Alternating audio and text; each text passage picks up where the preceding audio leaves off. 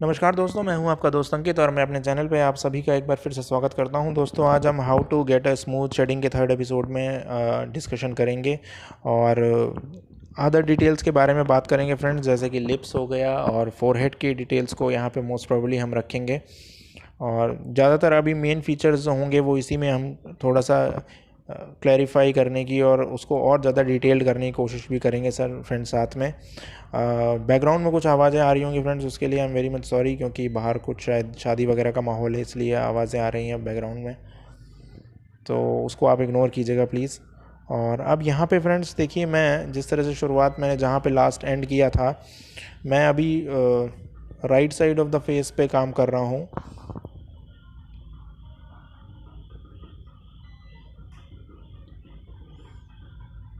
और जिस तरह से मैंने पहले अचीव की थी वैल्यूज़ को, उसी की वैल्यूज़ को मैं बार बार डार्क कर रहा हूँ। वो इसलिए कर रहा हूँ फ्रेंड्स, क्योंकि स्मूथ पेपर होने की वजह से जैसे आप आगे बढ़ते हैं तो पुरानी वैल्यूज़ डल होती जाती हैं और आप रिलेट कर पाते हैं एक दूसरे से कि मेरी जो पोर्ट्रेट है वो किस डायरेक्शन में जा रहा है। तो इसलिए आपको बार बार वैल्यूज़ को बदलना पड़ता है और यही ऑब्जर्वेशनल ड्राइंग का यही एक तरीका है जिस तरह से हम करते हैं इसमें।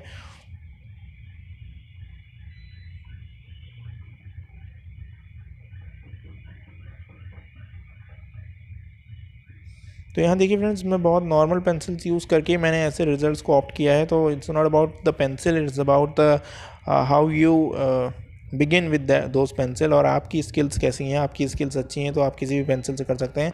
फोरहेड पे देखिए फ्रेंड्स, जैसे मैंने आपको पहले बताया, मैं एक इनिशियल लेयर को ऑप्ट कर रहा हूँ और अभी डार्कनेस और लाइटनेस को नहीं देख रहा हूँ। तो आपको भी ऐसे ही करना है। फर्स्ट लेयर जो होगी वो बिल्कुल एक यूनिफॉर्म लेयर आप ऑप्ट कीजिएगा और उसको मैं यहाँ पे देखिए ब्रश यूज़ करके, क्योंकि ये लार्जर एरिया है इसलिए मैं यहाँ ब्लेंडर यूज़ ना करके ब्रश को यूज़ कर रहा हूँ। तो मुझे एक लार्जर एरिया का कवर करना है और वो जल्दी से मुझे मिल जाएगा अगर मैं ब्रश यूज़ करूँगा तो।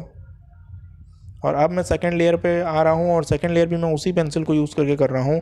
3B पेंसिल है अभी जो मैं यूज़ कर रहा हूँ। और मैं थोड़े से देखिए फिंगर से भी स्मच कर रहा हूँ। अगर आप एक्सपीरियंस्ड हैं तो आप भी फिंगर्स को यूज़ कर सकते हैं। अगर आप अभी बिल्कुल बिगिनर हैं तो फिंगर्स को ना यूज़ करके आप ब्रश को यूज़ कर सकते हैं। दोनों से वैसे एक जैसे ही रिजल्ट्स मिलते हैं फ्रेंड्स। थोड़ा सा आपके हाथ क्लीन होने चाहिए, बस इस चीज़ का ध्यान रखिएगा। ऑयल नहीं होना चाहिए आपके हाथ में या फिर पसीना नहीं होना चाहिए। अगर आपके हाथ में कुछ पानी जैसा पसीना है या कुछ है तो फिर आप हाथ कभी मत यूज़ कीजिएगा फ्रेंड्स। कुछ लोगों के हाथ में नेचुरली पसीना आता है तो वो इस चीज़ को ना यूज़ करें इस तरीके से, नहीं तो फिर उनकी ड्राइंग ख़राब हो जाएगी। बट इन कॉमन वे आप कर सकते हैं।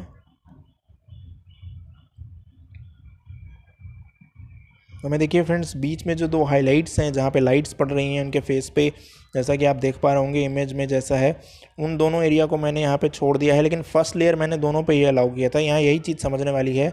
बिगिनर्स क्या गलती करते हैं, पहली लेयर ऑप्ट नहीं करते और डायरेक्ट शेड्स और लाइट्स पे काम करने लगते हैं। लेकिन फर्स्ट लेयर आपको ऑप्ट करनी बहुत ज़रूरी है और ये बहुत की पॉइंट है जो कि आपको समझना चाहिए जब भी आप ऐसे एरियाज़ को ड्रॉ करते हैं जहाँ पे आप लाइट्स देख रहे होते हैं।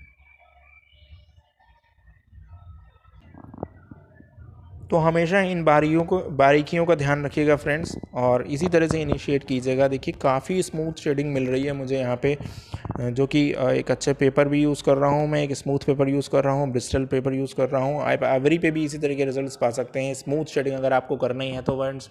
लेकिन मैं तो हर तरह की ट्यूटोरियल बताता हूँ आपको। मैंने अभी जो लास्ट ट्यूटोरियल मैंने आपको बताया कि आपको शेड्स कैसे, स्ट्रोक्स कैसे डेवलप करने हैं पेंसिल के और उससे कैसे शेडिंग करनी है वो आपने देखा होगा फ्रेंड्स।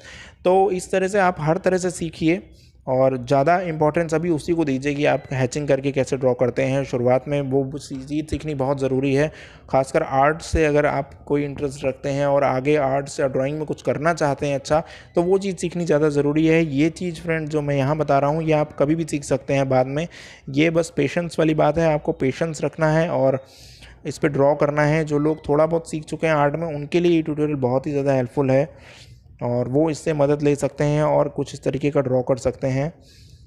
और देखिए फ्रेंड्स, अब मैं लेफ़्ट साइड, जो मेरा लेफ़्ट साइड है, वहाँ पे जो डार्कर वैल्यूज़ हैं उसको ऑप्ट करने की कोशिश कर रहा हूँ और यहाँ पे फिर मैं वही काम कर रहा हूँ। जो लार्जर एरिया है उसको मैं वाटर कलर ब्रश यूज़ करके ब्लेंड कर रहा हूँ और जो स्मॉल एरिया है, जो छोटा एरिया है, वहाँ पे मैं देखिए अब मैं पेपर स्टम्प भी यूज़ कर रहा हूँ। तो साइड बाई साइड लेके चल रहा हूँ दोनों चीज़ों को, दोनों ब्लेंडिंग टूल्स को।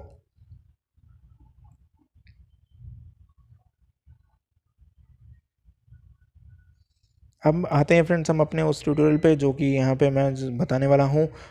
लिप्स की बात करेंगे यहाँ पे। पहले फोरहेड हमने फिनिश कर लिया, अब हम लिप्स पे चलते हैं फ्रेंड्स। और लिप्स में देखिए फिर मैं वही काम कर रहा हूँ कि फर्स्ट लेयर मैंने ऑप्ट कर ली एक लाइट लेयर, दोनों ही लिप्स पे, अपर लिप्स और लोअर लिप्स पे।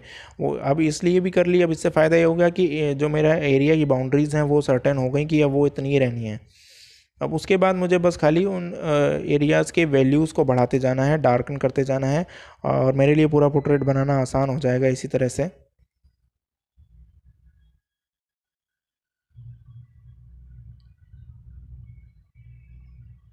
और बस देखिए मैं अब वैल्यूज़ को केवल बढ़ा रहा हूँ और डार्कर करता जा रहा हूँ, और डार्क करके फिर मैं उसको ब्लेंडर से, पेपर स्टम्प से ब्लेंड कर दूँगा। तो इसी तरीके से फ्रेंड्स आपको भी करना है, और यही तरीका करके आप देखेंगे कि आप बहुत अच्छे रिजल्ट पे पहुँच जाएंगे। और हमेशा एक चीज़ का ध्यान रखिएगा फ्रेंड्स, जो अपर लिप्स होता है उसमें ज़्यादा शेड्स होती हैं, मैं अक्सर बताता हूँ अपने ट्यूटोरियल्स में। और लोअर लिप्स में लाइटर टोन्स ज़्यादा होती हैं, मिड टोन्स ज़्यादा होती हैं। लेकिन ये भी तब होता है जब लाइट सामने से या साइड से पड़ रही हो। अगर नीचे से लाइट पड़ रही होगी किसी फेस पे तो ये बिल्कुल उल्टा हो जाता है इसका। लेकिन यहाँ पे तो हम जनरल लाइटिंग्स की बात कर रहे हैं कि साइड से या फ्रंट से जब पड़ती है लाइट्स, तो इसी तरह से होता है। जो अपर लिप्स होता है वो डार्कर होता है, और लोअर लिप्स होता है ये लाइटर होता है हमेशा। ये सब चीज़ें फ्रेंड्स आपको ऑब्जर्वेशन से आती हैं। जब आप इमेज को अच्छे से ऑब्जर्व करते हैं तब आप देखते हैं कि ये सारी डिटेल्स भी थी जो कि मैं काफ़ी दिन से इग्नोर करता आ रहा था। लेकिन जब आप इसको एक बार अचीव कर लेते हैं तब आपको समझ में आता है कि वाकई काफ़ी कुछ मैंने लर्न किया, काफ़ी कुछ मैंने उसमें समझा है, पोर्ट्रेट को कैसे मैंने एग्जीक्यूट करना है, कैसे बनाना है।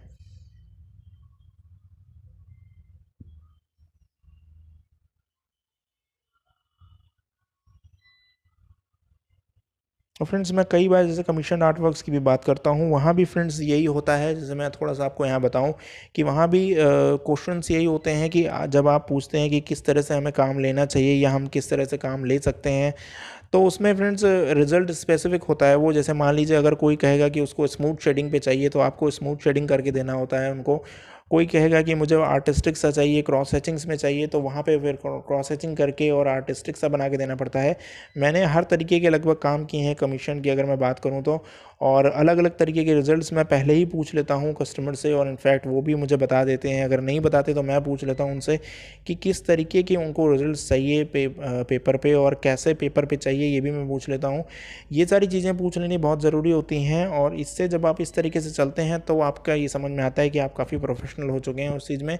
और अगर आपके पास ऑप्शंस हैं और आप बता सकते हैं कि मैं इस तरीके से ड्रॉ करता हूँ, तो ही आपकी वैल्यू भी वहाँ बढ़ती है फ्रेंड्स, और लोग आपको थोड़ा सीरियसली लेना शुरू करते हैं।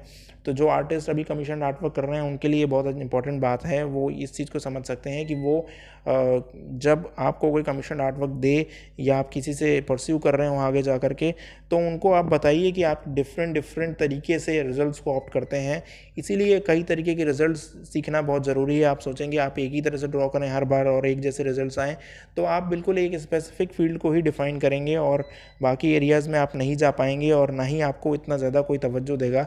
तो आपके पास जब 4-5 ऑप्शंस रहेंगे कि स्मूथ शेडिंग का अलग तरीका है, और क्रॉस हैचिंग्स के अलग तरीके हैं, रियलिस्टिक का अलग है, आर्टिस्टिक अलग है, टेक्सचर्ड पेपर पे अलग तरह से मैं ड्रॉ करता हूँ, या फिर ब्रिस्टल पे अलग तरीके से, जब इतने सारे ऑप्शंस आप वहाँ बताते हैं तब वहाँ पे आपको अच्छे से लोग एंटरटेन करते हैं और समझ पाते हैं कि आपने कुछ काम किया हुआ है, और उस हिसाब से फ्रेंड्स आपके काम को इवेलुएट किया जाता है और आपकी प्राइसिंग फिक्स होती है उसी अकॉर्डिंगली। तो इन सब चीज़ों का ध्यान रखने के लिए यही ज़रूरी है फ्रेंड्स कि आप सीखें और हर तरीके की चीज़ों को सीखें। केवल यही लिमिट ना रखें कि आप एक ही चीज़ बस सीख रहे हैं और उसी पे काम करते आ रहे हैं।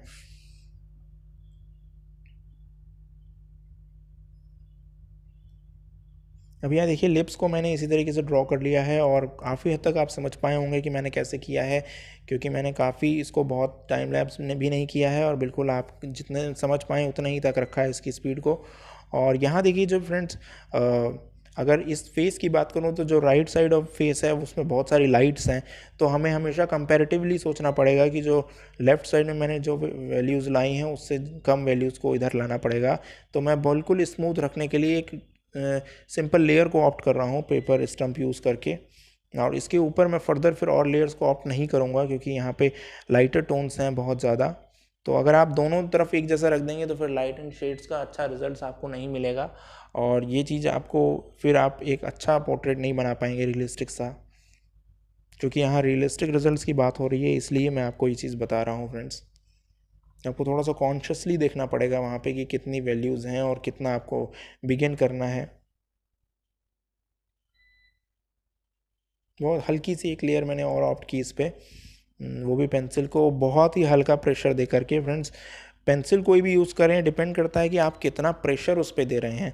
इनफैक्ट एक अच्छा आर्टिस्ट तो वो भी है जो एक 4B ही पेंसिल यूज़ करके पूरे पोर्ट्रेट को फिनिश कर लेता है, और या फिर एक 2B पेंसिल को यूज़ करके, 6B को यूज़ करके।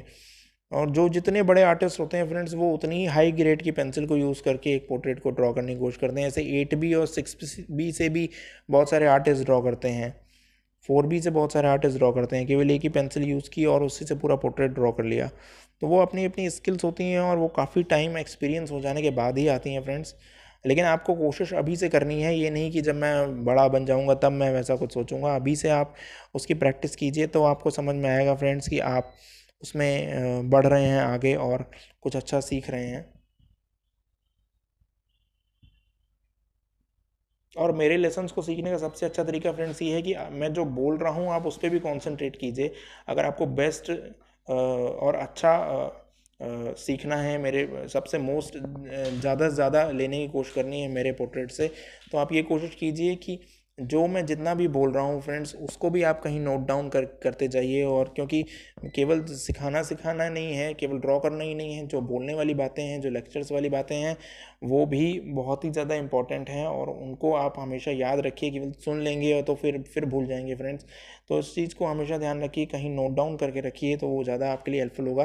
तो फ्रेंड्स आज के ट्यूटोरियल में फ़िलहाल इतना ही। ये 3rd एपिसोड था, इसको मैंने फिनिश किया है। अब लास्ट एपिसोड में फ्रेंड्स मैं इसको पूरा कम्प्लीटली फिनिश करूँगा, और हेयर्स वगैरह की फिनिश करूँगा, और बाकी पोर्ट्रेट में जो हाईलाइट्स हैं वो भी एरिया को ऑप्ट करूँगा।